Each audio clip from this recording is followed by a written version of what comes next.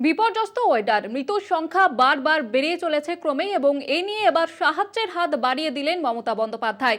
তৃণমূলের দুই সাংসদ তাদের তিনি ওয়েনার পাঠাচ্ছেন এবং সাহায্যের সব রকমের আশ্বাস দিয়েছেন মমতা বন্দ্যোপাধ্যায়।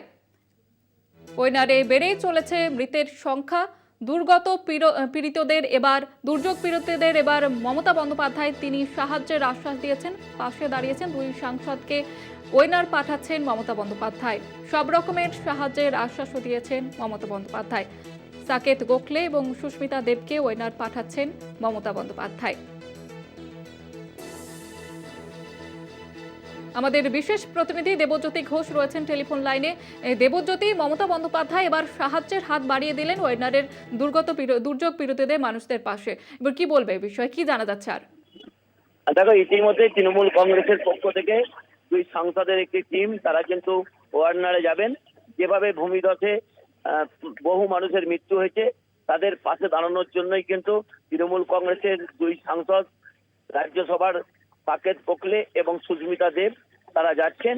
এছাড়াও রাজ্য সরকারের পক্ষ থেকে প্রাথমিকভাবে একটা সিদ্ধান্ত নেওয়া হয়েছে যে কিভাবে কেরল সরকারের পাশে দাঁড়ানো যায়, এবং সেই মতোই কিন্তু কেরল সরকারের সঙ্গেও রাজ্যের মুখ্যমন্ত্রী মমতা বন্দ্যোপাধ্যায় কথা বলেছেন বলে সূত্র মারফত জানা যাচ্ছে।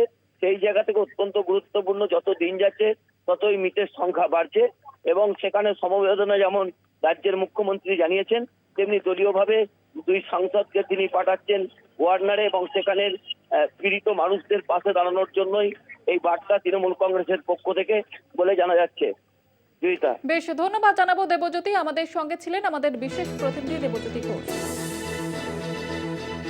বিপর্যস্ত ওয়েনার এবার সাহায্যের হাত বাড়িয়ে দিলেন মমতা বন্দ্যোপাধ্যায়। দুই সাংসদকে ওয়েনার পাঠাচ্ছেন মমতা বন্দ্যোপাধ্যায়। সাকেত গোখলে এবং সুস্মিতা দেব তারা যাচ্ছেন ওয়েনারে, সমস্ত রকমের সাহায্যের আশ্বাসও দিয়েছেন মমতা বন্দ্যোপাধ্যায়।